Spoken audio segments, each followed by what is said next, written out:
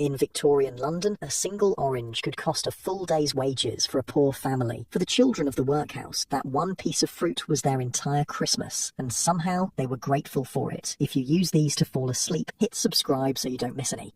Comment where you're at in the time too. Kind of fun seeing all the different places. Someone from Iceland commented once and I had to Google what time zone that even is.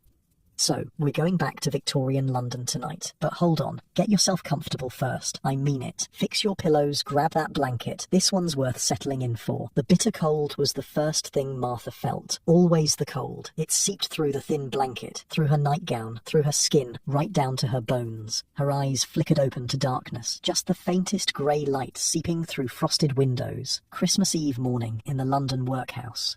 She was 10 years old, though small enough to pass for 7. 3 years in the workhouse had stunted her growth, but not her spirit. Not yet. Up everyone up. The harsh voice of Mrs. Grimwig, the workhouse matron, shattered the pre-dawn quiet. No lazing about today. Floors to scrub, laundry to wash, Christmas doesn't clean itself. Around Martha, 24 girls stirred in their narrow beds. The dormitory was a long, cheerless room, with peeling paint and windows that let in nearly as much cold as they did light. The beds were arranged in 2 perfect rows. Military precision demanded even in sleep. "Martha," whispered a small voice from the next bed. "Is it really Christmas tomorrow?" Martha turned to little Betsy, just 6 years old and new to the workhouse. Her parents had died of fever only months ago. "Yes, it is. And you know what that means?" Betsy's eyes widened. "What? Might be pudding for dinner?" And Martha lowered her voice conspiratorially. "They say we might each get an orange." The word hung in the air like magic. Orange, the colour of sunrise, the taste of sunshine. Once a year, on Christmas Day, the benefactors of the workhouse brought oranges, one for each child, the single day of the year when something sweet and bright entered their grey existence. "What's an orange like?" Betsy asked, her voice small with wonder. Martha's chapped lips curved into a smile. "It's the most wonderful thing you'll ever taste, sweet and tangy all at once, and when you peel it, the smell is like heaven might smell." She closed her eyes, remembering. "My mum used to get us one at Christmas, before. Silence. Mrs. Grimwig was suddenly looming over them, her face pinched with annoyance.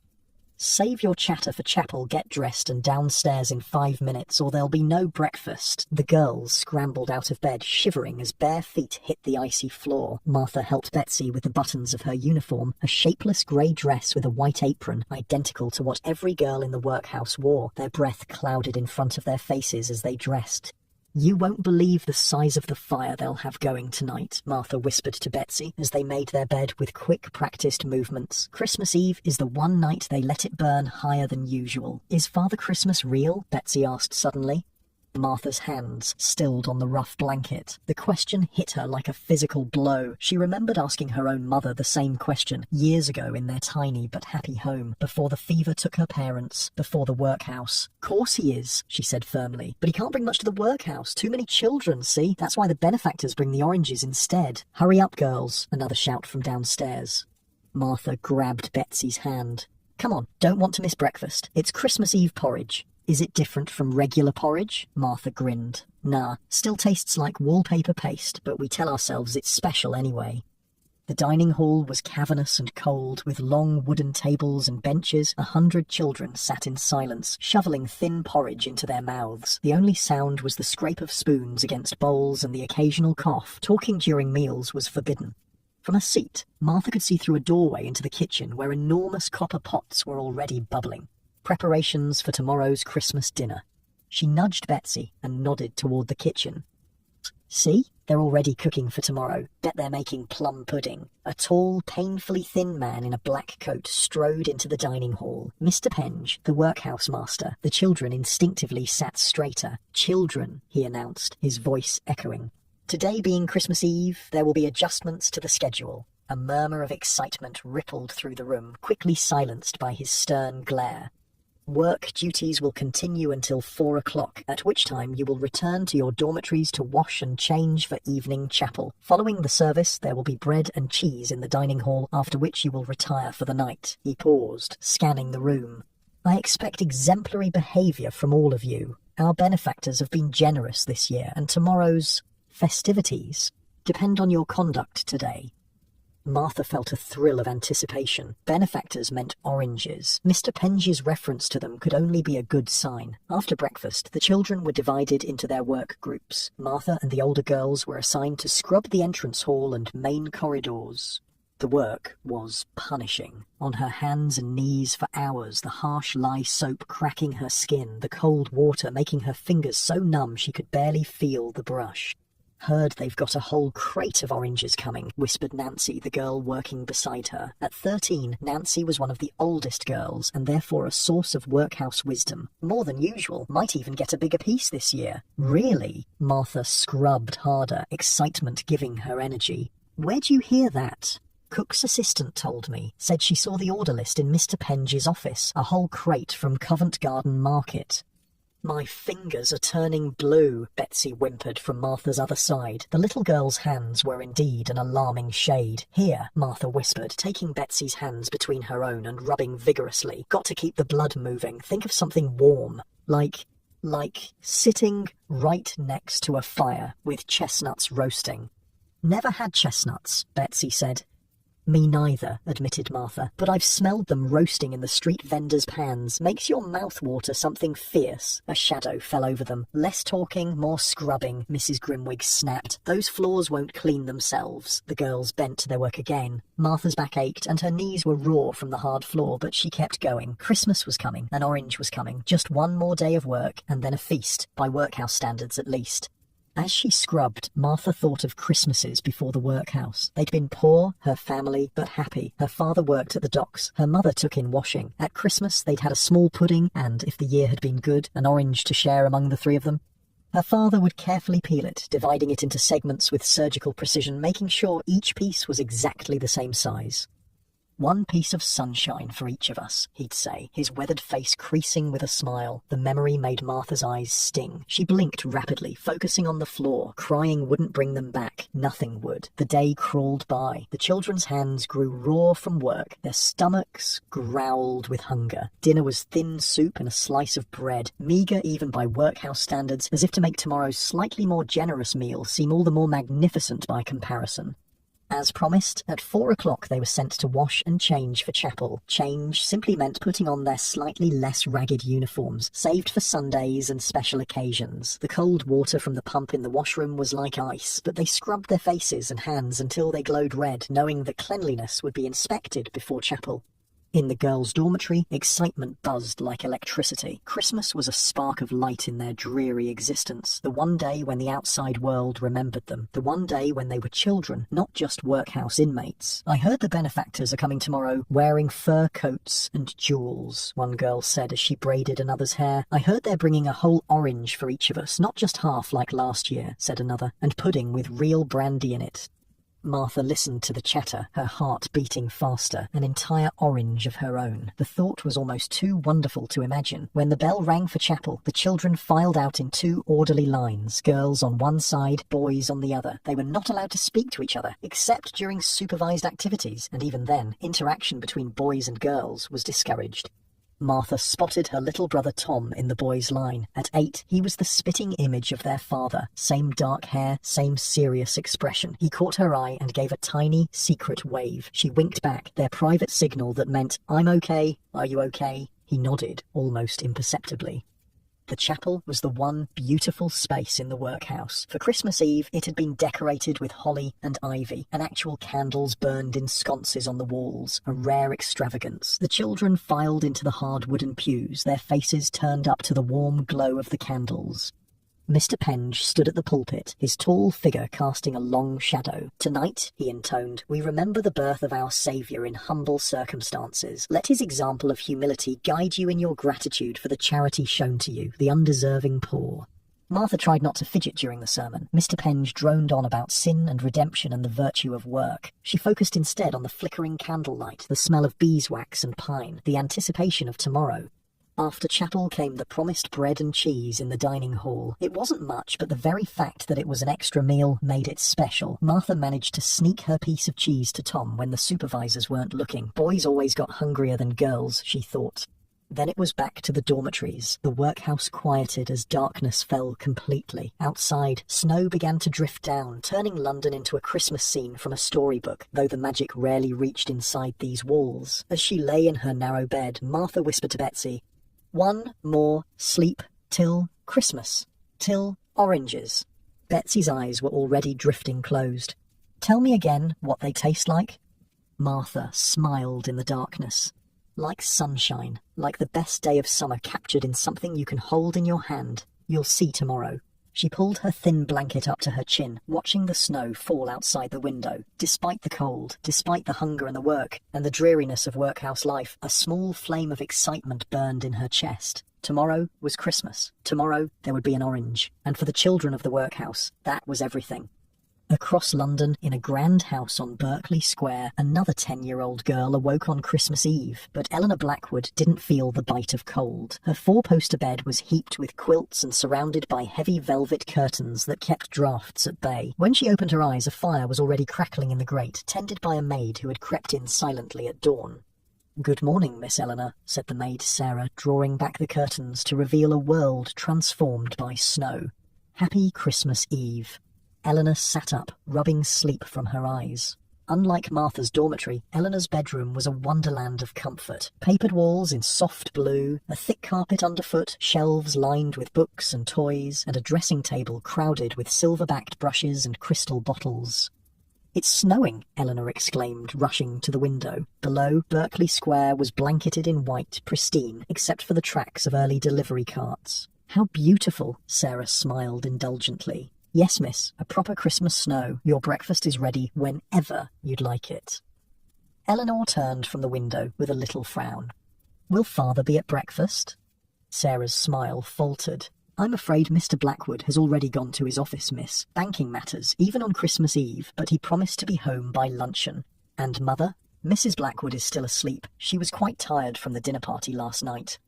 Eleanor nodded, used to this response. Her father, Cornelius Blackwood, was one of London's most successful bankers. Her mother, Caroline, was one of London's most fashionable hostesses. Both roles required much time away from their only child. "I'll dress and come down," Eleanor decided. "The blue wool dress, I think."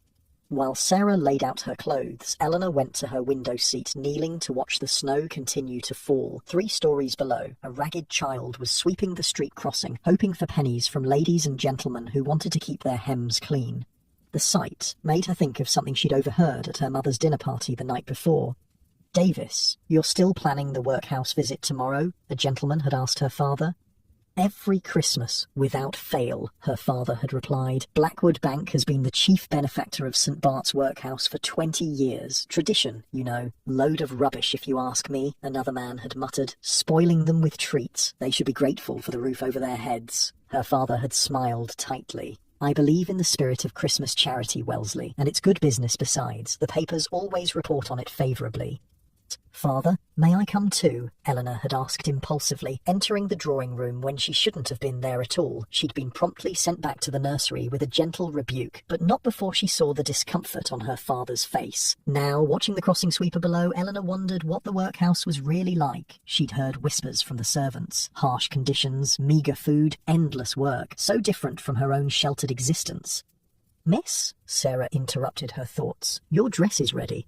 Dressed in fine blue wool with white lace at the collar and cuffs, Eleanor descended to the breakfast room. Though her parents were absent, the table was set with silver and crystal, a feast laid out on the sideboard: eggs, kippers, toast, porridge with cream, sausages and winter fruits. Eleanor took a small portion of eggs and a piece of toast, then sat alone at one end of the long mahogany table. The clock ticked loudly in the silence. Mr. Parker, the butler, entered with the mail. "Good morning, Miss Eleanor. Cook asks if the breakfast is satisfactory." "Yes, thank you," Eleanor replied automatically, though she'd barely tasted it. "Mr. Parker, do you know about the workhouse visit tomorrow?" The butler's eyebrows rose slightly. "Indeed, miss. An annual tradition for your father. What's it like there? The workhouse?" Mr. Parker hesitated. "It's not a place you need concern yourself with, Miss Eleanor." "But I want to know," she persisted. "Father's taking gifts there, isn't he?" "Yes, miss. Food baskets, clothing, and I believe oranges for the children." Mr. Parker straightened a fork that was already perfectly aligned. "Your father is most generous." Oranges? Eleanor glanced at the crystal bowl in the centre of the table, filled with oranges, apples, and nuts, such common things in her world. A rare treat for the less fortunate miss, Mr. Parker explained. Most workhouse children taste oranges only at Christmas, if at all. Eleanor tried to imagine this, but couldn't. In her home, fruit was always available, changing with the seasons, but never absent entirely. The idea that an orange could be a treasured gift seemed impossible.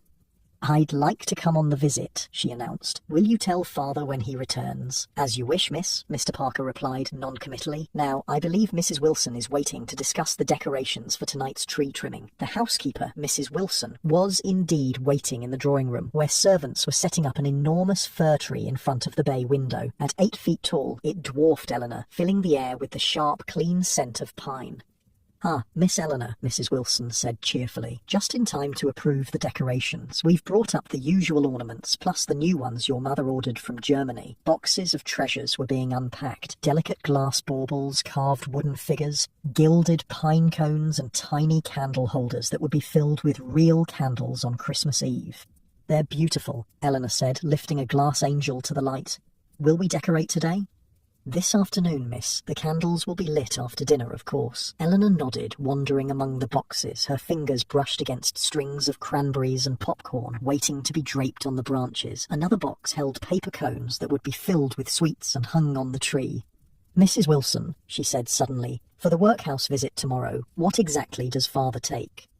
The housekeeper looked surprised by the question. "Well, let me see. Baskets with bread, ham, preserves, woolen stockings and caps, and oranges, of course, one for each child." "Just one orange?" "Yes, miss. They're quite special to those children." Mrs. Wilson busied herself arranging ornaments. "Now, about the garlands. Could we send more?" Eleanor interrupted. "More oranges, I mean, and perhaps some of the German sweets Mother ordered." Mrs. Wilson's expression softened. "That's very thoughtful, miss. I'll speak to your father about it when he returns. And I want to come along tomorrow," Eleanor added firmly, "to see the workhouse for myself. I'm not sure that's—" "Please, Mrs. Wilson, it's Christmas." The housekeeper sighed. "I'll mention it to your father, but I make no promises. Now, shall we continue with the decorations?" The morning passed in a flurry of Christmas preparations. Eleanor helped the servants hang holly and ivy throughout the house, the dark glossy leaves and bright red berries bringing a touch of nature indoors. Mistletoe was suspended from the chandelier in the entryway, and pine boughs decorated the mantelpieces, filling the house with their fresh scent. In the kitchen, Cook was overseeing the making of mince pies, Christmas puddings, and a magnificent cake covered in snowy white icing. The air was rich with the smells of cinnamon, nutmeg, and brandy. "Might I try a mince pie?" Eleanor asked, peeking into the bustling kitchen. Cook, red-faced from the heat of the stoves, smiled indulgently. "Just one, mind you. The rest are for tonight's dinner and tomorrow." The pie was still warm, the pastry buttery and flaky, the filling rich with dried fruits and spices. Eleanor savoured it, thinking again of the workhouse children. Did they ever taste such things? Just before noon, the front door opened, bringing a blast of cold air and her father's commanding presence. Cornelius Blackwood was a tall man with a thick beard, now dusted with snowflakes, and sharp eyes that missed nothing. "Eleanor," he exclaimed, seeing her on the stairs, "come give your father a Christmas kiss." She hurried down, inhaling his familiar scent of tobacco and cologne as he embraced her. Despite his frequent absences, she adored him completely. "Father, I want to ask you something," she said earnestly. "About tomorrow." He raised an eyebrow, handing his hat and coat to Mr. Parker. "What about tomorrow, my dear? I want to come with you, to the workhouse."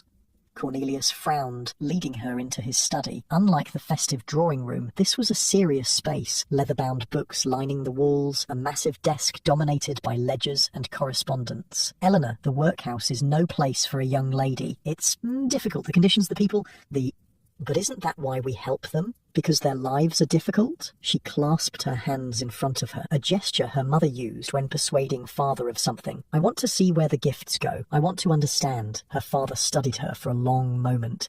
"This isn't some Christmas entertainment, Eleanor. It's not like the pantomime or the shop windows at Harrods." "I know that," she insisted. "Please, father, it would mean so much to me."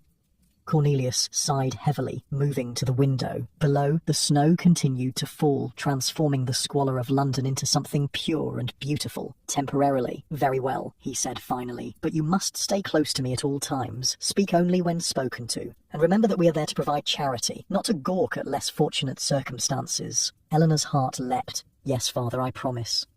Now, he said, his tone lightening, I believe we have a tree to decorate this afternoon. After luncheon, which her mother missed having only just risen for the day, the family gathered in the drawing room for the tree trimming. It was one of the few activities they did together as a family, a tradition Cornelius insisted upon despite Caroline's complaints that it was terribly German.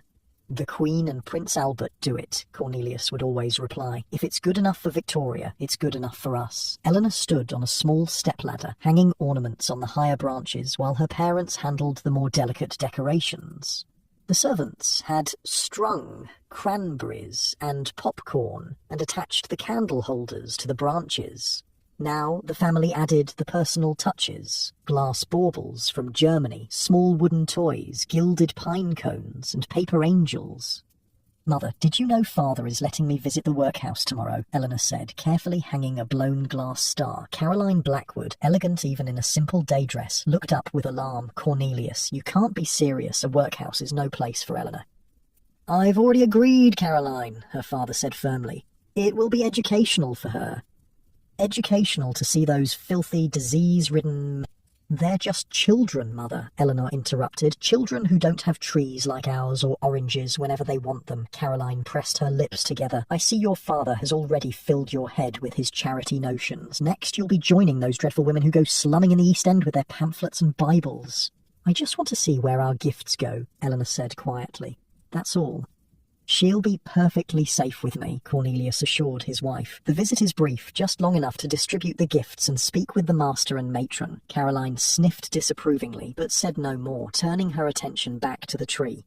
As the short winter day faded to dusk, the tree was completed, except for the candles, which would be lit after dinner. Eleanor stepped back to admire their work. It was magnificent, a perfect cone of green dotted with colour and sparkle, surrounded by wrapped packages in tissue paper and ribbons. Now, Cornelius said, I believe it's time to prepare for dinner and evening church service. Upstairs, Sarah helped Eleanor change into her Christmas Eve finery, a dress of deep green velvet with a white lace collar and cuffs. Her dark hair was brushed until it shone and tied back with a matching green ribbon. You look beautiful, miss, Sarah said, adjusting the ribbon, like a Christmas angel. Eleanor studied her reflection in the mirror. The girl who looked back seemed far removed from the workhouse children she'd been thinking about all day. Would they stare at her fine clothes tomorrow? Would they hate her for her good fortune? Sarah, she said suddenly, have you ever been to a workhouse? The maid's hands stilled on her hair. Not personally, miss, no, but my cousin was sent to one after her parents died of the fever. She was just 7. What happened to her? Sarah's face grew sad. She didn't last the winter. The cold, the poor food. It's a hard life, miss. Eleanor felt her throat tighten. I'm going to visit a workhouse tomorrow, with Father. Are you, miss? That's unusual. I want to take something special, something from me, not just from Father's charity baskets. Eleanor turned from the mirror, her mind made up. Will you help me? After dinner that evening, the family gathered again in the drawing room. Mr. Parker and 2 footmen carefully lit the candles on the tree while the family watched from a safe distance. As the tiny flames caught, the tree seemed to come alive, glowing with magical light that reflected in the ornaments and cast dancing shadows on the walls. Beautiful, breathed Eleanor, momentarily forgetting her plans for tomorrow in the wonder of the moment. Even Caroline seemed moved, her usual cool demeanour softening in the candlelight. It is rather lovely, isn't it? Cornelius put his arm around his wife's waist, pulling her close. Merry Christmas Eve, my dears. For a rare moment, they were simply a family. Mother, father, daughter, bound together by the magic of Christmas Eve. Later, after church service and a late supper, Eleanor prepared for bed, but instead of climbing under her covers, she went to her window seat again. The snow had stopped and a full moon cast silver light over London, making the snow-covered rooftops gleam. Somewhere out there, beyond Berkeley Square, beyond the fashionable West End, was St. Bart's workhouse. Somewhere, other children were going to sleep with dreams not of presents and feasts, but of a single orange. Eleanor reached under her bed, pulling out the small sack she'd prepared with Sarah's help. Inside were 6 oranges, taken from the kitchen when Cook wasn't looking, and a handful of sweets wrapped in paper twists. It wasn't much, nothing compared to her own Christmas abundance. But it was something from her, not just from Blackwood Bank's official charity. Tomorrow she would see the workhouse for herself. Tomorrow she would understand a world completely different from her own. The thought made her stomach flutter with both anticipation and fear. As she finally slipped into bed, Eleanor found herself thinking of unknown children in thin blankets, cold rooms, and hard beds. For the first time in her life, her own comfort made her feel slightly guilty. Outside, the moon sailed through the winter sky, shining on rich and poor alike. Christmas was coming to all of London, though what it would bring to each child varied greatly, depending on which side of the city they called home. Christmas morning. The excited whisper rippled through the girls' dormitory before dawn had even thought about breaking. Martha opened her eyes to see Betsy's face hovering inches from her own, the little girl's breath making small clouds in the frigid air. "Is it time?" Martha whispered back, instantly awake despite the early hour. "Is it really Christmas?" "Listen," said Nancy from the next bed. "They're ringing the chapel bells." Sure enough, the distant sound of bells floated through the darkness. Christmas Day, 1853. Even in the workhouse, this was a day unlike any other. Martha sat up, hugging her blanket around her shoulders. Frost had formed intricate patterns on the inside of the windows, and the air bit at her nose and cheeks. Yet there was an energy in the dormitory that even the cold couldn't dampen. "Oranges today," she whispered to Betsy, whose eyes grew wide with anticipation. Unlike normal days, when they would be roused by Mrs. Grimwig's harsh voice, Christmas morning began with the ringing of bells. The children were allowed to wake naturally, a small mercy, but one they appreciated deeply. One by one, the girls slipped from their beds, shivering as they dressed. Their best uniforms identical to their everyday ones, but with fewer patches, and darns had been laid out the night before. They helped each other with buttons and hair, a quiet camaraderie born of shared circumstance. "Think they'll let us sing carols at breakfast?" asked Betsy as Martha braided her hair. "Probably not," said Nancy, "but definitely at dinner when the benefactors come." Martha finished the braid and gave Betsy's shoulders a squeeze. "Come on, let's go down before all the hot water's gone." The washroom was only marginally warmer than the dormitory, heated by a small stove that did little against the December chill. The girls took turns at the pump, gasping as the cold water hit their skin. Martha helped Betsy wash her face, making sure her ears were clean. The matron always checked.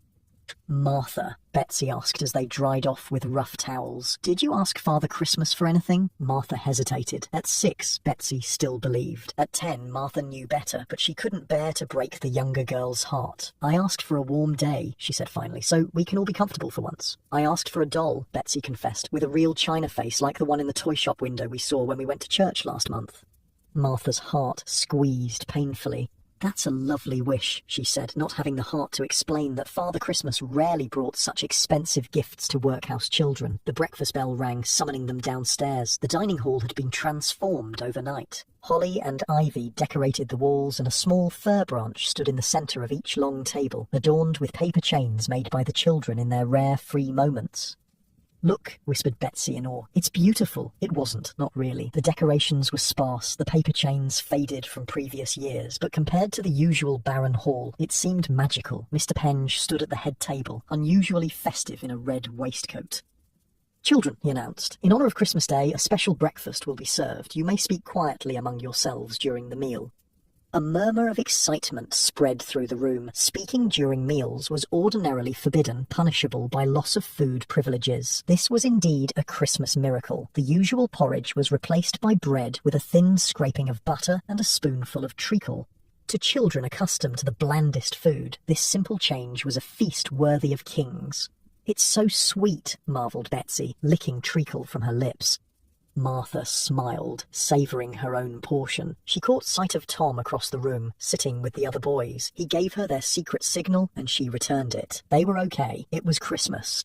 After breakfast came chapel, where the children sat in rigid rows as the workhouse chaplain delivered a sermon about the Christ child born in poverty, destined for greatness. Martha tried to listen, but her mind kept wandering to the afternoon, when the benefactors would arrive with their gifts and the oranges. The morning passed with agonizing slowness. There were no work duties on Christmas Day, but the children were expected to keep themselves occupied quietly. Some of the younger ones played simple games in corners of the dining hall, while others sat in groups, talking in hushed voices about Christmases past or imagined futures. Martha found a quiet corner with Betsy and a few other girls. "Let me tell you about the Christmas before I came here," she said, drawing them close. It was a story she told before, but one they never tired of hearing. We lived in 2 rooms above a baker's shop. It was always warm because of the ovens below. At Christmas, the baker would give us a loaf of special bread with raisins and cinnamon, and my father would bring home an orange. "A whole one?" asked Betsy, wide-eyed. "A whole one, just for us 3. He'd peel it ever so carefully, making sure not to tear the peel, and then he'd divide it into perfect segments. 1/3 for him, 1/3 for my mother, 1/3 for me." Martha closed her eyes, remembering, and we'd sit by our little fire, eating our orange segments and telling stories. "What happened to them?" asked a new girl, Emma, who hadn't heard the tale before. Martha's throat tightened. "The fever, 3 years ago. First my mother, then my father a week later. Is that why you came here, you and Tom?" Martha nodded. "No other family to take us in, but we're lucky, in a way. Some workhouses separate brothers and sisters completely. At least here we can see each other." A bell rang, signalling the midday meal. The children filed back into the dining hall, which had been further transformed. The long tables were now covered with white cloths, threadbare and mended, but clean, and at each place was a sprig of holly. And there, at the head table, was the Christmas pudding. Enormous and round, it sat on a platter, dark and rich, with a sprig of holly stuck in the top. The children stared at it in wonder as they took their seats. Mr. Penge stood once more. "Children, before we begin our Christmas dinner, I must remind you of the gratitude you owe to your benefactors who have provided this special meal and the gifts that will follow. I expect exemplary behaviour from each of you." Martha barely heard him. Her eyes were fixed on the kitchen door, where she could see servants carrying large trays of food. Not the usual thin soup and bread, but something that steamed and smelled of meat and vegetables. "Is that real beef?" whispered Betsy, her nose twitching like a rabbit's. Nancy leaned close. "It is. And there's potatoes too. I saw them peeling mountains of them this morning." The food was served with great ceremony. Each child received a portion of beef stew with potatoes and carrots, small by outside standards, but a feast to the workhouse children. They ate slowly, savouring every bite, making it last. Martha closed her eyes as she chewed a piece of beef, trying to remember the last time she'd tasted meat. Last Christmas, perhaps. The rich flavour was almost overwhelming after months of bland porridge and thin soup. After the main course came the pudding, carried in with great ceremony. It wasn't aflame with brandy as it might have been in a wealthy home, but the children didn't know the difference. To them, it was magnificent. Each received a small portion, dense and sweet with dried fruits and spices. Martha watched Betsy take her first bite, the little girl's eyes widening with pleasure. "It's the most delicious thing I've ever tasted," Betsy declared, her voice hushed with reverence. Martha smiled, enjoying her own portion with deliberate slowness. This moment, this rare taste of something special needed to be stretched out, savoured, committed to memory to sustain her through the lean months ahead.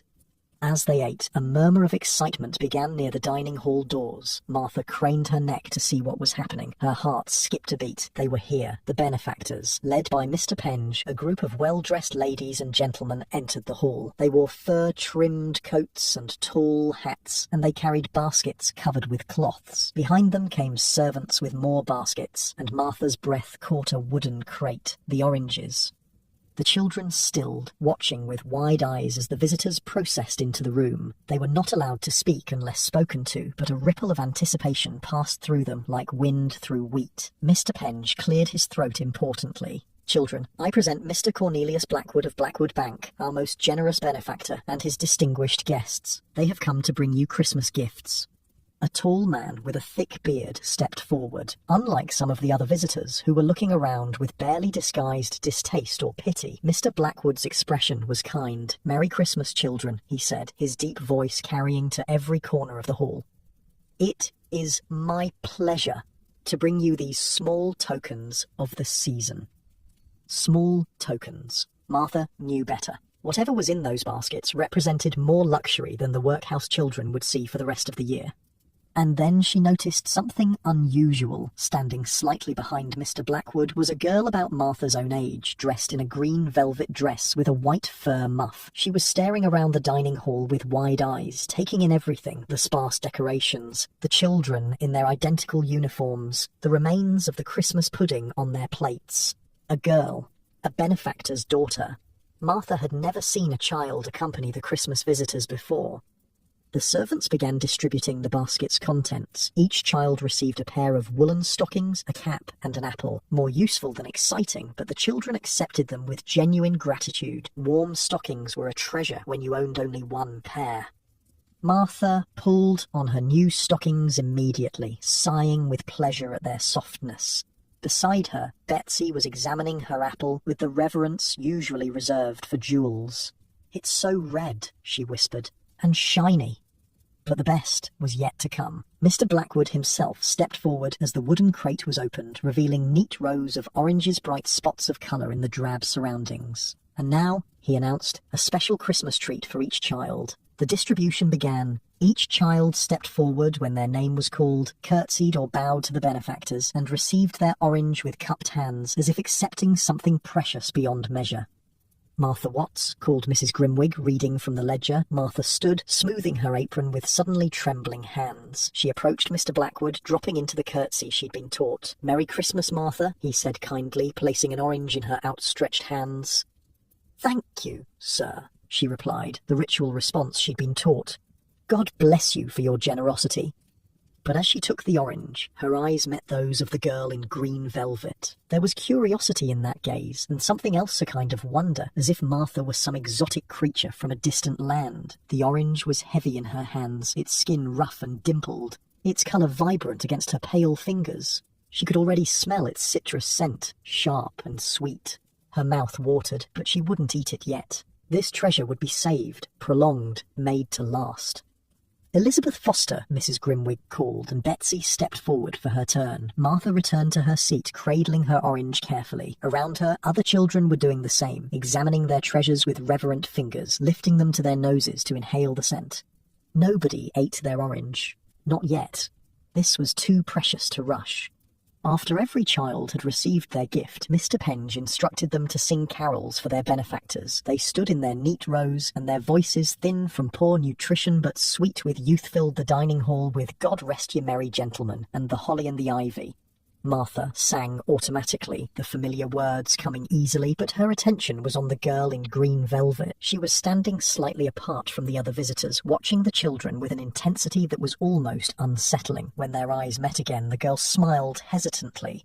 Martha looked away quickly. It wouldn't do to be caught staring at the benefactors. Mrs. Grimwig had warned them about that. When the carols were finished, Mr. Blackwood made a short speech about charity and goodwill, which the children listened to with polite attention. Then, with a final "Merry Christmas," the visitors prepared to leave. As they filed out, Martha noticed the girl in green velvet lagging behind, looking back over her shoulder. Their eyes met one final time, and Martha had the strangest feeling that the girl wanted to say something to her. But then one of the other visitors, a woman in a fur-trimmed cloak, took the girl's arm and hurried her along. And then they were gone, leaving behind the scent of expensive perfume, the warmth of new woolen stockings, and the treasure of oranges. The remainder of Christmas Day passed in a haze of unusual leisure. The children were allowed to play quiet games in the dining hall, or to sit in groups talking. Some of the younger ones fell asleep, worn out by the excitement and the unaccustomed rich food. Martha found Tom during this free time, and they sat together in a corner, comparing their treasures. "Did you get stockings too?" she asked, showing him hers. He nodded. "And a cap. It's actually warm." He touched the orange in his lap. "Are you going to eat yours now?" Martha shook her head. "Not yet. I'm saving it." "Me too." Tom looked around to make sure no one was watching, then leaned closer. "I saw you looking at that girl, the one in the green dress." "I wasn't looking," Martha protested. "Not really. She was looking at you too. Wonder why they brought her." Martha shrugged. "Maybe to show her how lucky she is, to see how the poor live. Did you see her fur muff? Bet that cost more than everything we own put together." "Probably," Martha agreed, "but she seemed nice. She smiled at me." Tom made a dismissive noise. "They all smile on Christmas Day. It's the rest of the year they forget we exist."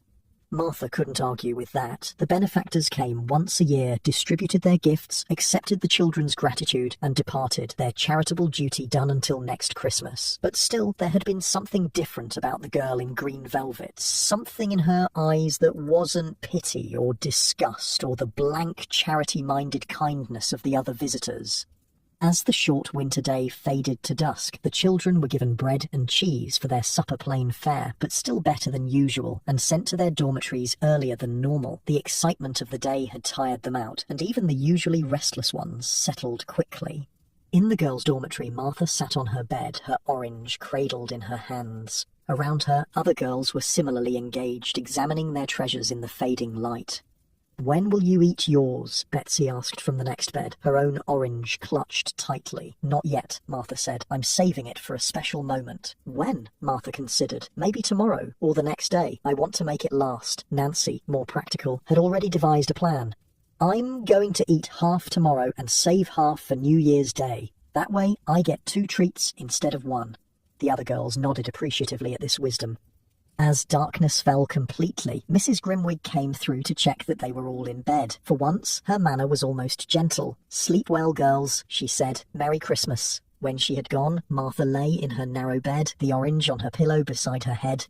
Its scent was subtle but distinct, a sweet reminder of the world outside the workhouse walls. A world of sunshine and warmth and fruit that grew on trees instead of arriving once a year in a wooden crate. She thought again of the girl in green velvet. What was her Christmas like? A tree with real candles, probably, mountains of presents, as much fruit as she could eat, any day of the year. Yet there had been something in those eyes, a kind of loneliness perhaps. It was hard to imagine that a girl with so much could feel anything but happiness. But Martha had seen something there, something familiar. Outside, snow began to fall again, dusting the windowsill with white. Martha pulled her blanket higher, grateful for her new woolen stockings keeping her feet warm. Beside her, Betsy was already asleep, her orange clutched to her chest like a doll. Despite the cold, despite the hard bed and thin blanket, despite the knowledge that tomorrow would bring a return to the usual workhouse routine, Martha felt a strange contentment. Today had been special. Today she had been given an orange, a pair of warm stockings, and a meal with real meat and pudding. And perhaps, though she hardly dared acknowledge the thought, she had made a connection, however brief, with someone from the outside world, someone who had looked at her not as a workhouse inmate, a number in a ledger, but as a girl, a person. With that comforting thought, Martha drifted into sleep, the orange's gentle scent following her into dreams of sunshine and trees laden with golden fruit.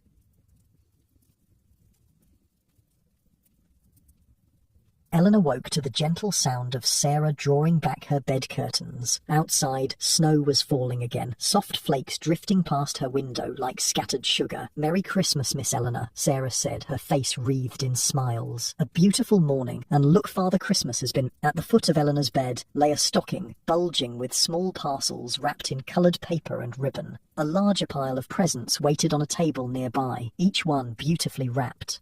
Eleanor sat up, excitement fluttering in her stomach despite her thoughts from the night before. Christmas morning held magic even for the most troubled heart. "What time is it?" she asked, reaching for the stocking. "Just past 7, miss. Your parents aren't up yet." "But I thought you might like to open your stocking presents." Sarah busied herself at the fireplace, adding coal to the already crackling fire. Eleanor tipped the contents of the stocking onto her counterpane. Out tumbled an assortment of small treasure chocolate wrapped in silver foil, a tiny doll with a porcelain face, a kaleidoscope, hair ribbons in every colour, a wooden puzzle, and at the very bottom, an orange. She picked up the orange, turning it in her hands, just like the ones the workhouse children would receive today. Except this was just one small gift among many, not a once-a-year treasure. "Will you be going with your father to the workhouse today, miss?" Sarah asked, laying out Eleanor's Christmas dress red velvet with white lace trim, far more elaborate than yesterday's blue wool. "Yes," Eleanor replied, still looking at the orange. "Father agreed yesterday." Sarah's hand stilled for a moment. "It'll be an education for you, miss, though perhaps not a pleasant one." "What's it like, really?" Eleanor set aside the orange and looked up at her maid. "You said your cousin was in one." Sarah's face grew sombre. "It's a hard life, miss. Cold rooms, little food, endless work. The children rise before dawn and work until dark, with lessons squeezed in when they can. They wear the same uniform every day, sleep in dormitories with dozens of others, and rarely get enough to eat." She hesitated. "My cousin wrote to my mother once before she died, said the worst part was being hungry all the time." Eleanor tried to imagine it: constant hunger, endless work, no privacy, no pretty dresses or toys or books. It seemed impossible, like something from a particularly grim fairy tale, not real life in London. But today they get oranges, she said softly, and stockings and caps. Father told me. Yes, miss. Christmas is the one day of brightness in their year. Sarah turned back to the fire. They'll remember it for months afterward. Eleanor thought about this as Sarah helped her dress and arranged her hair. The red velvet dress was new, made specially for Christmas Day, with a full skirt supported by layers of petticoats and a white lace collar that tickled her chin. Her dark hair was brushed until it shone, then tied back with a matching red ribbon. "You look beautiful, miss," Sarah said, standing back to admire her work. "Like a Christmas angel." Eleanor studied herself in the mirror. The girl who looked back was clean, well-fed, beautifully dressed. Nothing like the workhouse children she'd soon meet. Would they hate her for her good fortune? Or would they, like the crossing sweeper boy who sometimes smiled at her, simply accept that the world was arranged this way, with some born to plenty and others to want? Downstairs, Eleanor found the drawing room transformed by Christmas magic. The tree, lit last night with real candles, now presided over a sea of wrapped gifts. Holly and ivy adorned every surface, and a fire blazed in the grate, filling the room with warmth and the scent of burning applewood. Her father was already there, dressed in his finest morning suit, examining a book from one of his unwrapped gifts. "Merry Christmas, my dear," he exclaimed, setting aside the book to embrace her. "You look positively festive." "Merry Christmas, father," Eleanor replied, breathing in his familiar scent of tobacco and bay rum. "Are there presents to open before breakfast?" Cornelius laughed. So eager. "Yes. I believe we can open a few while we wait for your mother. She's always late on Christmas morning." It was a family joke that Caroline Blackwood, so punctual for social engagements, could never seem to rise on time for family celebrations. Eleanor suspected it was her mother's way of expressing how little she valued these moments compared to her dinner parties and charity balls. Eleanor and her father sat before the tree, and he handed her a large rectangular package wrapped in silver paper and tied with blue ribbon. "This one first, I think," he said with a smile. Eleanor carefully unwrapped it, revealing a leather-bound book with gilt edges. "The Arabian Nights," she read from the cover. "Oh, father, thank you. I've been wanting to read these.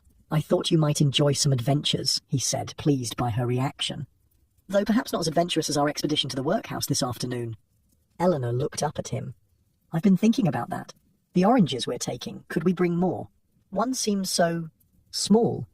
Cornelius's expression softened. "It's not just the orange, Eleanor. It's what it represents. Something rare, something special, something that marks Christmas as different from ordinary days." "But we have bowls of oranges all winter," she persisted. "Couldn't we give each child 2, at least?"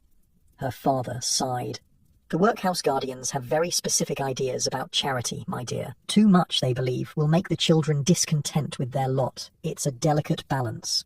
But besides," he continued gently, "we're already bringing stockings, caps and apples, as well as provisions for a special dinner. The bank makes a substantial donation each year to support the workhouse." Eleanor nodded, not entirely satisfied, but understanding that she couldn't change the system in one Christmas day. Her mother entered then, elegant in a morning dress of deep blue silk. "Merry Christmas, darlings," she said, kissing Eleanor's cheek and accepting a kiss from her husband. "I see you've started without me." "Just one present, Mother," Eleanor assured her. "Father gave me the Arabian Nights." "How educational," Caroline said without much interest. "Shall we continue? I believe there's something from Paris for you, Eleanor." The next hour passed in a flurry of unwrapping. Eleanor received more books, a new writing desk, a set of watercolours with real sable brushes, a doll from Paris with a complete wardrobe, hair ornaments, a silver locket, kid gloves, and more sweets than she could possibly eat. Each gift was met with genuine thanks, but as the pile grew, Eleanor found herself thinking about the children at St. Bart's workhouse, each receiving their one orange, one pair of stockings, one cap. The contrast was so stark it made her stomach tighten uncomfortably. After all the gifts had been opened, the family moved to the breakfast room. The table was laid with silver and crystal, and the sideboard groaned under the weight of the Christmas breakfast: a ham glazed with honey and studded with cloves, devilled kidneys, scrambled eggs, kippers, toast, muffins, and coffee for the adults and hot chocolate for Eleanor. Eleanor took small portions of everything, more out of politeness than hunger. The excitement of the morning had left her with little appetite, and thoughts of the workhouse visit still occupied her mind. "You're quiet this morning, Eleanor," her mother observed, delicately buttering a piece of toast. "Are you not feeling well?" "I'm fine, Mother. Just thinking about this afternoon." Caroline's expression cooled. "Ah, yes. The workhouse visit. I still think it most unsuitable for a young lady, but your father insists." "It will be educational," Cornelius said firmly. "Eleanor should understand that not everyone is as fortunate as we are." "There are more pleasant ways to learn that lesson," Caroline replied. "A visit to the charity hospital, perhaps, or one of my ladies' committees. The workhouse is so sordid." "It's reality, Caroline, for thousands of London's children." Eleanor listened to this exchange with growing discomfort. Her mother spoke as if workhouse children were a different species, something unpleasant to be kept at a distance. Her father, while more sympathetic, still viewed them primarily as objects of charity rather than as individuals. "Mother," Eleanor said suddenly, "do you think the workhouse children will like their oranges?" Caroline looked surprised by the question. "I'm sure they'll be appropriately grateful, dear, though whether they truly appreciate quality fruit is another matter. They get only one orange a year," Eleanor persisted. "At Christmas." "Yes, well, that's the point of charity, isn't it? To provide treats they wouldn't otherwise receive." Caroline sipped her coffee. "Though personally, I think practical gifts would be more useful. Sturdy shoes, for instance, or sensible undergarments." "They receive practical items as well," Cornelius interjected. "The stockings and caps are quite serviceable, and the bank's donation helps fund their education and apprenticeships when they're old enough." Eleanor fell silent again, pushing scrambled eggs around her plate. She had already decided that the 6 oranges hidden in her room would go with her to the workhouse, regardless of what her parents thought about appropriate charity. After breakfast, the family attended Christmas service at St. George's Church in Hanover Square. The church was beautifully decorated with evergreens and candles, and the choir sang carols that made Eleanor's heart swell with the beauty of it all. The sermon was about the Christ child born in poverty, destined for greatness, not unlike the sermon being delivered at that very moment in the workhouse chapel across London. Eleanor found herself wondering what the workhouse children thought about Christmas. Did they see it as a brief respite from their harsh lives? Did they resent the once-a-year charity that reminded them of all they lacked? Or did they, like her, find magic in the day despite its complications? After church came Christmas dinner, served at 2 o'clock in the dining room. The table was resplendent with the family's best silver, crystal, and china. A centerpiece of holly, ivy, and white chrysanthemums ran down the middle, interspersed with silver candelabra holding red candles. The meal itself was a showcase of the cook's talents and the family's Wealth oyster soup to start, followed by a roast goose with all the trimmings, then a magnificent beef roast, game pies, vegetables prepared in a dozen different ways, and finally the Christmas pudding, brought in a flame with brandy and greeted with applause from the family. Again, Eleanor ate little, though she praised each dish politely. Her thoughts kept returning to the workhouse, to the children there, to their Christmas dinner, which, while special by their standards, couldn't possibly compare to this abundance. "What time are we leaving for St. Bart's, Father?" she asked as the pudding was being served. 3:30, he replied, checking his pocket watch. "The carriage is ordered for then." Caroline sighed. "I still think this is most unsuitable, Cornelius, especially on Christmas Day. Surely the bank's donation and the usual gifts would suffice without you actually going there. The personal touch matters, my dear. The workhouse master expects it, and frankly, it's good for business. The papers always mention it favourably. At least you're not taking Eleanor into the actual dormitories or workrooms," Caroline continued. "Just the dining hall for the distribution, I assume?"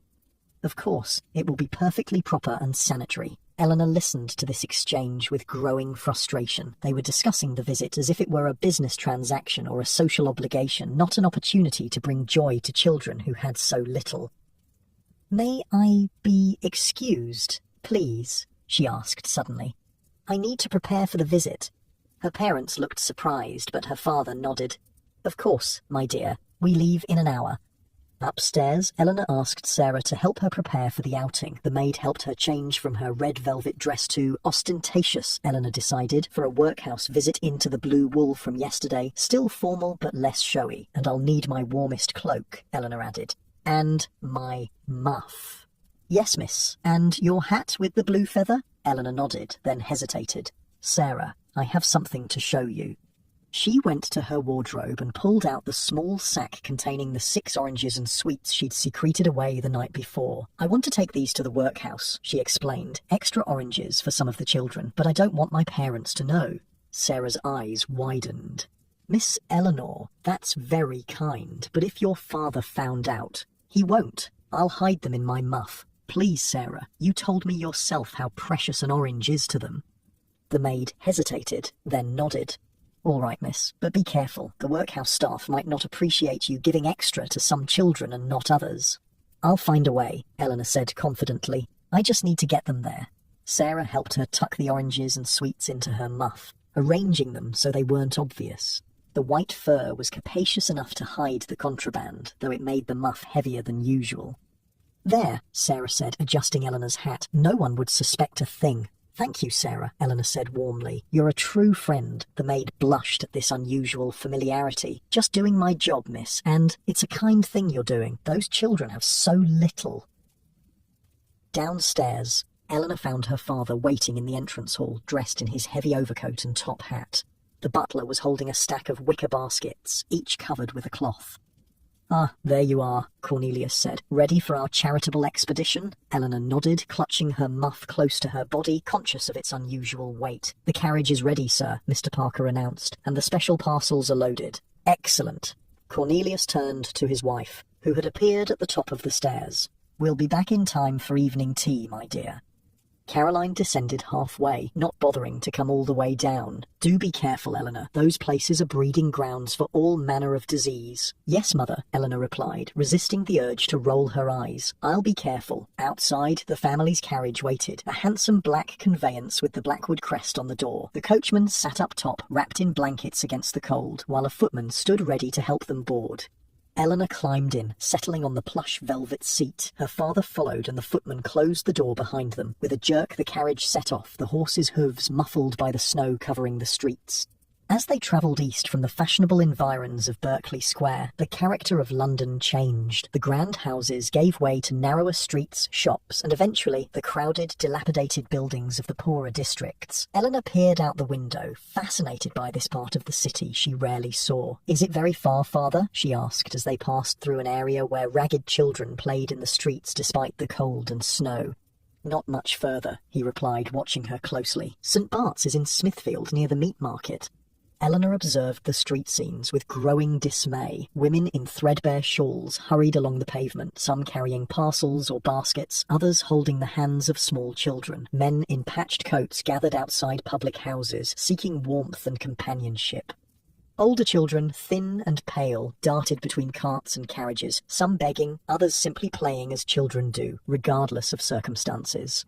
Are all these children poor, father? She asked, her voice small.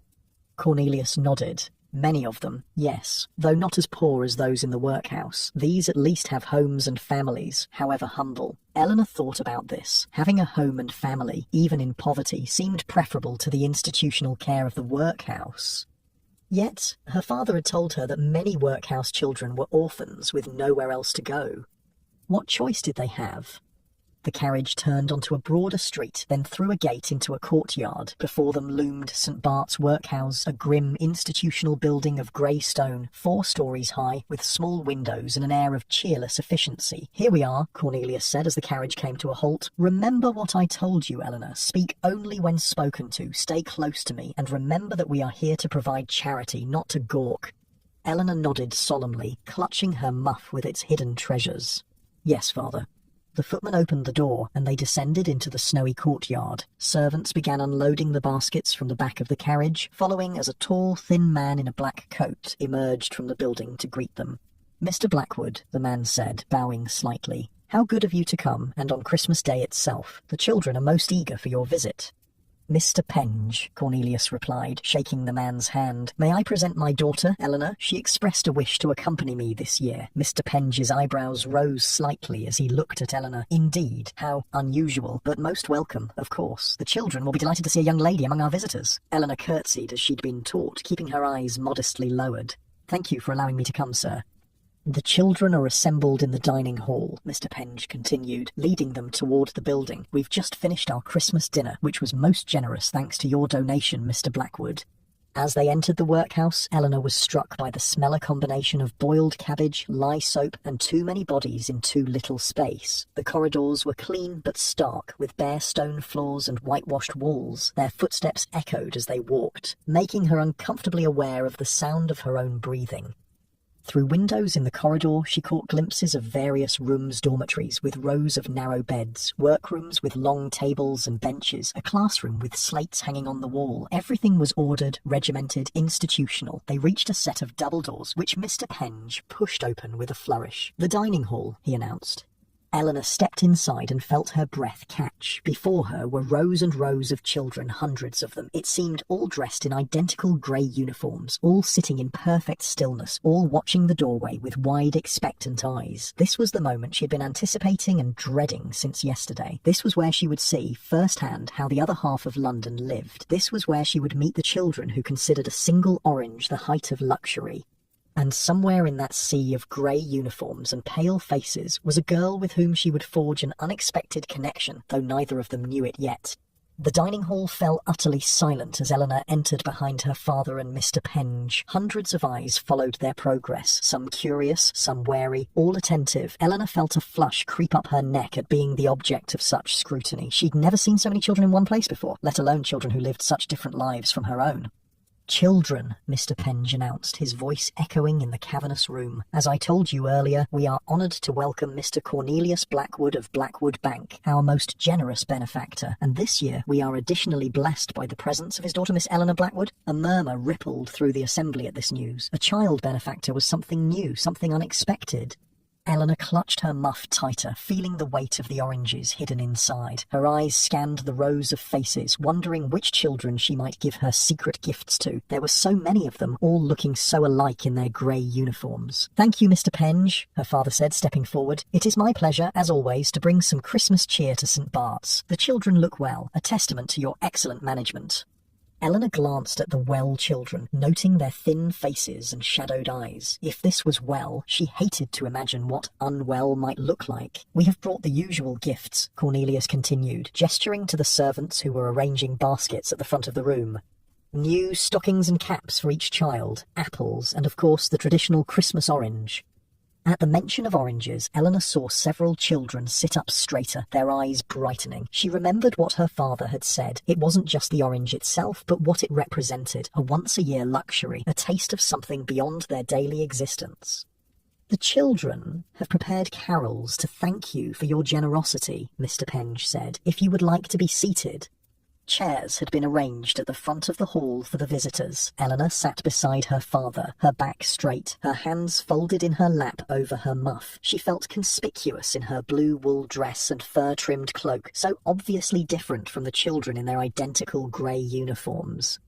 At a nod from Mr. Penge, the children stood and began to sing. Their voices, thin but sweet, filled the hall with "God rest you merry gentlemen." Despite their circumstances, there was a purity to their singing that made Eleanor's throat tighten.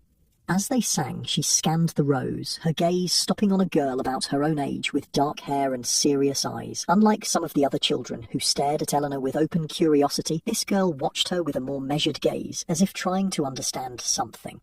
When the carol ended, Mr. Penge instructed the children to remain standing for the distribution of gifts. They would come forward by dormitory group, receive their gifts with a curtsy or bow, and return to their seats. The first group approached, young boys, some no older than 5 or 6. They lined up with military precision, each accepting their stockings, cap, apple, and orange with a rehearsed "Thank you, sir. God bless you for your generosity." Eleanor watched, fascinated and disturbed in equal measure. These children had clearly been drilled in the proper expression of gratitude. Their thanks seemed genuine. How could it not be when receiving such coveted items? But the uniformity of their responses felt artificial, imposed from above rather than spontaneously offered. Group after group came forward. Eleanor observed them all, but her eyes kept returning to the dark-haired girl, who was in one of the last groups to approach. There was something about her, a dignity, a spark of something that the workhouse hadn't quite extinguished. When the girls' group was finally called, Eleanor sat up straighter. The girl approached with her dormitory mates, all curtsying in unison before Mr. Blackwood. "Martha Watts," called the workhouse matron, reading from a ledger.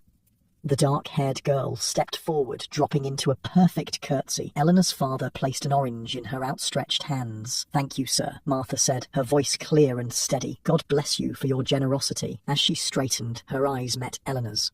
There was a moment, brief but electric, of connection between them. Not mistress and servant, not benefactor and recipient, but simply girl and girl, seeing each other across the vast divide of circumstance. Martha moved away, returning to her seat with her treasures. Eleanor watched her go, suddenly certain that this was one of the children who should receive an extra orange. The distribution continued until every child had received their gifts. None ate their oranges, Eleanor noticed. Instead, they held them carefully, as if they were made of glass, occasionally lifting them to their noses to inhale the scent. When the last child had been served, Mr. Penge invited the visitors to walk among the tables and speak with the children. This, Eleanor realized, was her chance. "Father," she said quietly, "may I walk around and talk to some of the children?" Cornelius looked surprised, but pleased. "Of course, my dear. Just remember what I told you." Eleanor nodded and stood, still clutching her muff. She moved deliberately toward the table where Martha Watts sat with other girls her age. Conscious of the many eyes following her progress, the girls fell silent as she approached, watching her warily. Up close, their poverty was even more apparent. Chapped hands, thin faces, hair cut short for practicality rather than style. "Hello," Eleanor said, suddenly shy. I hope you're having a happy Christmas." The girls murmured polite responses, clearly unsure how to interact with this unexpected visitor. Only Martha met her gaze directly. "Thank you for the oranges, miss," Martha said. "They're our favourite part of Christmas." Eleanor smiled, relieved at this opening. "Do you save them or eat them right away?" "Save them," Martha replied. "Most of us, anyway. Make them last as long as possible." "I've never had to save an orange," Eleanor admitted, then wished she hadn't when she saw the flicker in Martha's eyes. "I mean, we have them all the time. They're not special for us." An awkward silence fell. Eleanor mentally kicked herself for her tactlessness. She made it obvious just how different their worlds were. "Is this your first time visiting a workhouse, miss?" Martha asked finally. "Yes," Eleanor said, grateful for the question. "Father comes every year, but this is my first time." "What do you think of it?" another girl asked, smaller than Martha, with wide, curious eyes. Eleanor hesitated, unsure how to answer honestly without being offensive. "It's different from what I expected. Cleaner." This drew a few smiles. "Mr. Penge has a scrubbing from dawn till dusk," Martha said with a hint of wry humour. "Cleanliness is next to godliness, he says." "Do you go to school here?" Eleanor asked, genuinely curious. 3 hours a day, Martha explained. Reading, writing, arithmetic, and Bible study. The rest is work. Cleaning, laundry, sewing for us girls. The boys do heavier work. Eleanor tried to imagine this schedule. Rising before dawn, working all day with just a few hours for lessons, eating plain food, wearing the same clothes every day. It seemed impossibly bleak. "What about play? Games?" she asked. The smallest girl, Betsy, Eleanor heard another child call her, laughed outright at this. "Play? When would we do that?" "Sundays, sometimes," Martha corrected gently. "After chapel, if we've been good." Eleanor became aware that her father was watching her from across the room. She needed to act quickly if she was going to give away her secret oranges. "I have something for you," she said in a low voice, glancing around to make sure no officials were nearby. "But I can only give it to a few of you, and you must hide it until later." The girls looked at her with sudden wariness, as if suspecting a trick. Only Martha seemed more curious than suspicious. "What is it, miss?" she whispered. Eleanor opened her muff just enough to reveal one of the oranges. "Extra oranges, and some sweets. I wish I could give one to everyone, but I only managed to bring 6. Martha's eyes widened. "Miss, you shouldn't. If Mr. Penge found out—" "He won't if you're careful," Eleanor insisted. "Please, I want you to have them." After a moment's hesitation, Martha nodded. "Betsy should have one, and my brother Tom. He's over with the boys." Eleanor carefully slipped an orange and a few sweets to Martha, who immediately tucked them into the pocket of her apron. She did the same for Betsy and 3 other girls at the table, each of whom received the contraband with a mixture of shock and delight. "Which one is your brother?" Eleanor asked, looking toward the boys' tables. "There," Martha pointed discreetly. "Dark hair, blue patch on his right sleeve." Eleanor nodded. "I'll try to give him one before we leave." "Why are you doing this?" Martha asked suddenly, her voice barely audible. Eleanor blinked, unprepared for the question. I just thought everyone should have a little extra at Christmas." Martha studied her face, as if searching for some hidden motive. Whatever she saw seemed to satisfy her because she nodded slightly. "Thank you," she said simply. "Eleanor," her father's voice called from across the room. "We must be going soon." "I have to go," Eleanor said regretfully, "but I'll try to give one to Tom first." She made her way toward the boys' tables, moving casually as if just touring the room. When she reached Tom's table, she paused, ostensibly to admire their new caps. "Those look very warm," she said, opening her muff just enough to slip the last orange and sweets to Tom. "Merry Christmas."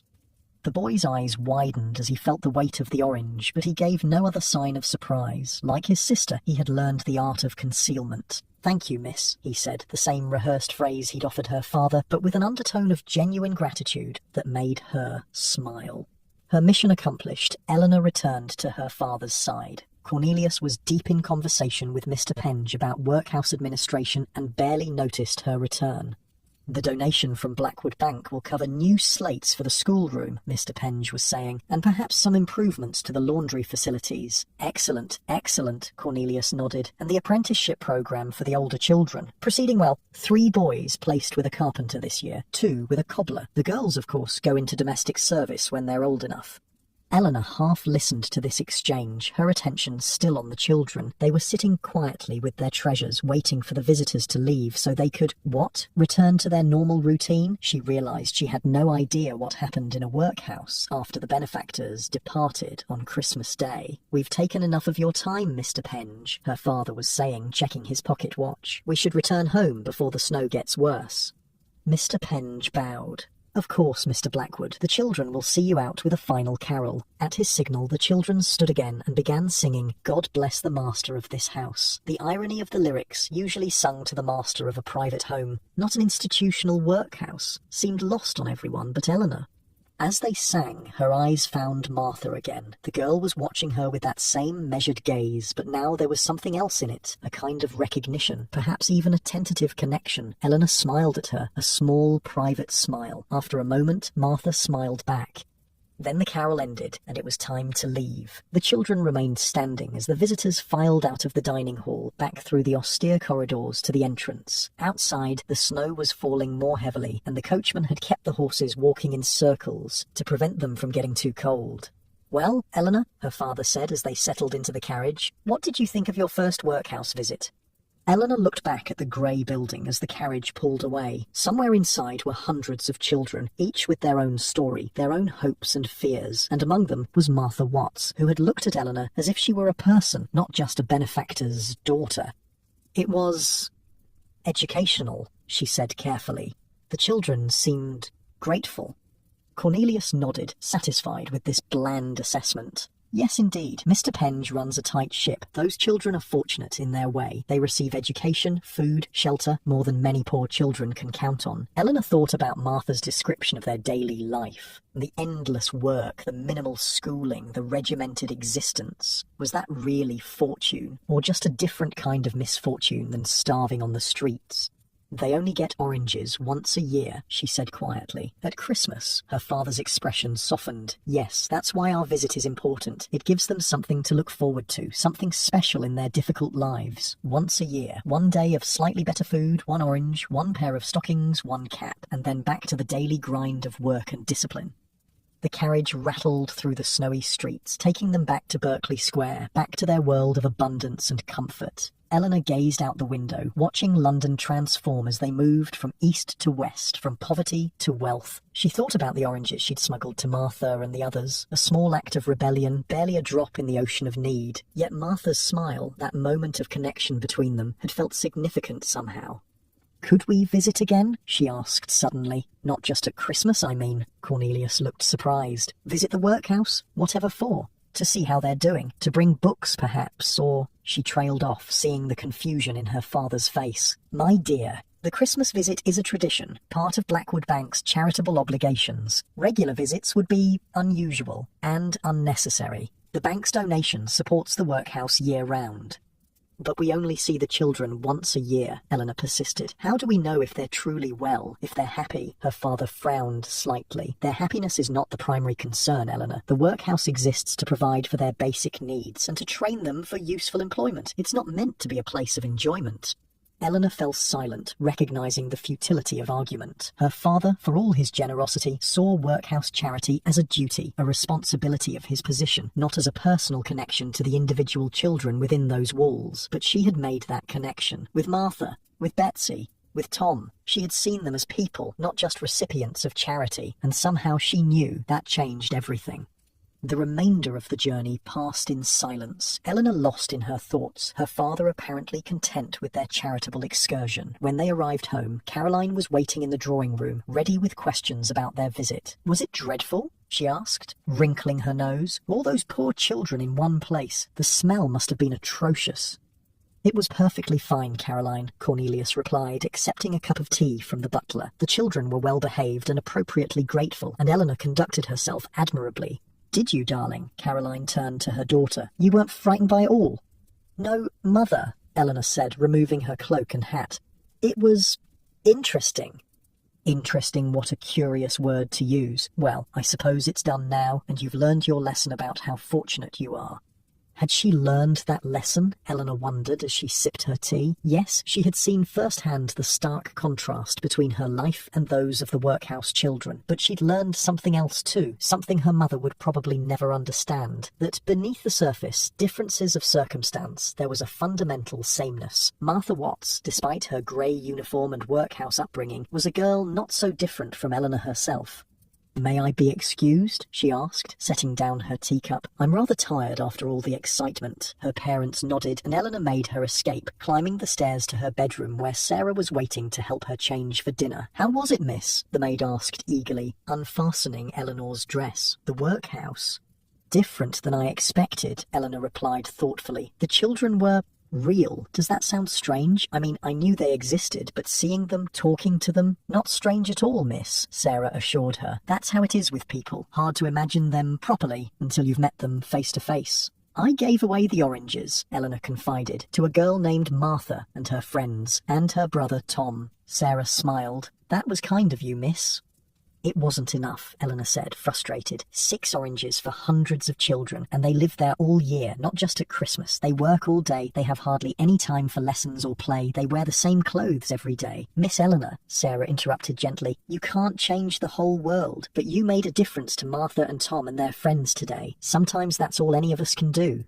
Eleanor nodded, but her mind was already racing ahead. Maybe she couldn't change the whole system, but perhaps there were other small things she could do. Books, she thought again. She had shelves of them, many barely read. Could she somehow get them to the workhouse children? As Sarah helped her into her dinner dress, another elaborate affair in deep green velvet, Eleanor resolved to find a way. Today's visit wouldn't be the end of her connection to St. Bart's workhouse. Somehow she would maintain that tenuous link to Martha Watts and her world. "Is something troubling you, miss?" Sarah asked, noticing her pensive expression. Eleanor looked at her reflection in the mirror, a privileged girl in an expensive dress with every material advantage. Yet today, for the first time, she had glimpsed another life, another possibility, and it had changed her in ways she was only beginning to understand. "No," she said softly. "Not troubling exactly. I'm just thinking." Sarah nodded, seeming to understand something of what Eleanor wasn't saying. "Thinking can be a powerful thing, miss, especially when it leads to doing." Yes, Eleanor thought as she descended for dinner, thinking, then doing. The world wouldn't change in a day, but perhaps with small actions over time, she could make some difference to the children of St. Bart's workhouse, starting with Martha Watts, a girl with serious eyes and a dignity that even the workhouse couldn't diminish. Night fell early on Christmas Day, bringing with it a hush that seemed to settle over all of London. In the workhouse, the children had been sent to their dormitories after a light supper of bread and cheese, still more generous than their usual fare, but a stark contrast to the dinner they'd enjoyed earlier. Martha sat on her narrow bed, her back against the wall, her orange cradled in her lap. Around her, other girls were similarly engaged, examining their treasures in the dim light of the single gas lamp that illuminated the dormitory. "Are you going to eat yours now?" Betsy asked, sitting cross-legged on her own bed. Martha shook her head. "Not yet. I want to make it last." She glanced around to make sure Mrs. Grimwig wasn't nearby, then reached into her apron pocket and withdrew the second orange, the one Eleanor Blackwood had slipped her. "But you can have some of this one if you like." Betsy's eyes widened. "Where did you get that?" "Shh," Martha cautioned, glancing toward the door. "It was from the girl who came with Mr. Blackwood. She gave me an extra one." "Why?" Betsy whispered, moving closer. Martha considered the question. It was the same one she'd asked Eleanor, and she wasn't sure she understood the answer any better now than she had then. I think she wanted to do something kind, something that was from her, not just from her father's charity." Is she going to get in trouble? Only if someone tells, Martha said, giving Betsy a meaningful look. So we won't tell, will we? Betsy shook her head solemnly. No, it'll be our secret. Martha carefully began to peel the orange, her cold fingers working slowly to keep the peel in one piece. The scent rose immediately, sharp, sweet, exotic, making her mouth water in anticipation. Look, she whispered to Betsy, I'm keeping the peel. If you hang it by the fire to dry, it curls up all pretty, and it keeps the smell for weeks. Really? Betsy watched, fascinated, as Martha set the spiral of peel aside on her blanket. With painstaking care, Martha separated the orange into segments, dividing it evenly. Here, she said, offering half to Betsy, your very own orange segments. Betsy took them reverently, holding them in her cupped hands as if they were made of gold. Thank you, Martha, she whispered, her eyes shining. This is the best Christmas ever. Martha smiled, though there was a tightness in her throat. The best Christmas ever, in a cold workhouse dormitory with a shared orange and new woolen stockings. How low the bar was set for happiness here. Try it, she encouraged, watching as Betsy took her first cautious bite. The little girl's face transformed with wonder. It's so sweet, she exclaimed, forgetting to keep her voice down. And juicy. Several other girls looked over, curious about the commotion. Martha put a finger to her lips, then beckoned to Nancy and Emma. Come share, she whispered, but quietly. The four girls huddled together on Martha's bed, passing around the orange segments, each taking tiny bites to make the experience last longer. The sweet juice was a shock to palates accustomed to the bland, starchy food of the workhouse, a burst of sunshine in the depths of winter. The rich girl gave you this? Nancy asked, licking juice from her fingers. Why? Martha thought about Eleanor Blackwood, her fine clothes, her obvious discomfort, the way she'd looked at the workhouse children with curiosity rather than pity. I don't know exactly, she admitted, but she seemed nice, different from what you'd expect. Different how? Emma wanted to know. She asked about us, about school and play and what our days are like. She seemed to really want to know.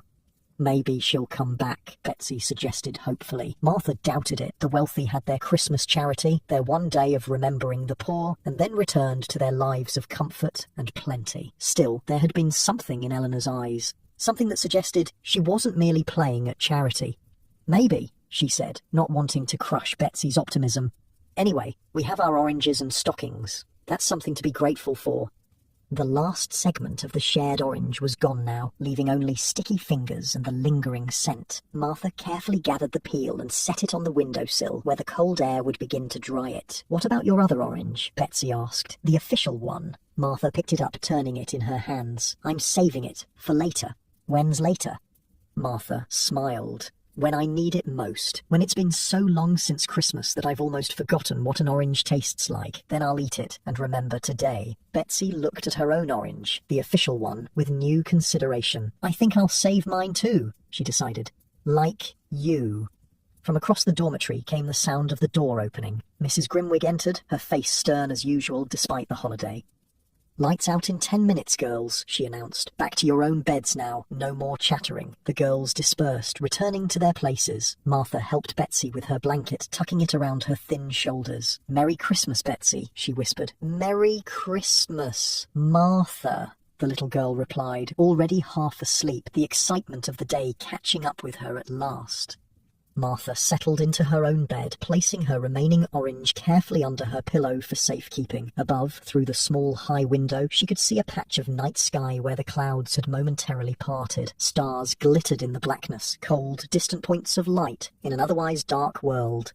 She wondered if Eleanor Blackwood could see the same stars from her window in the wealthy part of London. Probably not, she decided. The rich girl's windows were likely bigger, with a better view, not these narrow slits that let in more cold than light. Still, it was the same sky over all of London, the same stars shining down on rich and poor alike. There was something comforting in that thought. Martha closed her eyes, the taste of orange still on her tongue, the smell of the peel still in the air. For a moment, just a moment, she allowed herself to imagine a different life. A life where oranges weren't once-a-year treasures. A life where she and Tom had a home again with a fire and a family and enough to eat. It was a dangerous dream, one that could lead to discontent with her lot. But on Christmas night, perhaps such dreams were permitted, even in the workhouse. With that thought, she drifted into sleep, her hand curled protectively around the orange beneath her pillow. Across London, in her bedroom on Berkeley Square, Eleanor sat at her window seat, gazing out at the same night sky. Snow was falling again, adding to the blanket that covered the square below. The house was quiet, her parents having retired early after the exertions of the day. On her lap lay her sketchbook, open to a half-finished drawing of Martha Watts. Eleanor had been trying to capture the workhouse girl's expression, that mixture of dignity and wariness, pride and resignation. She wasn't sure she'd succeeded, but the act of drawing had helped her process the day's experiences. The workhouse visit had affected her more deeply than she'd anticipated. She couldn't stop thinking about the children there, about their regimented lives, their limited horizons, their careful preservation of the small pleasures they were allowed. Most of all, she couldn't stop thinking about Martha.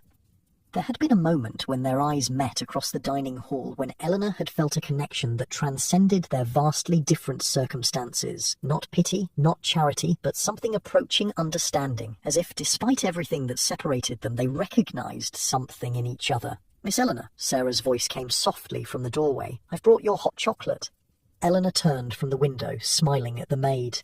"Thank you, Sarah. You can put it on the table." Sarah set down the tray, but didn't immediately leave. She glanced at the sketchbook. "Is that one of the workhouse children, miss?" Eleanor nodded. "Her name is Martha Watts.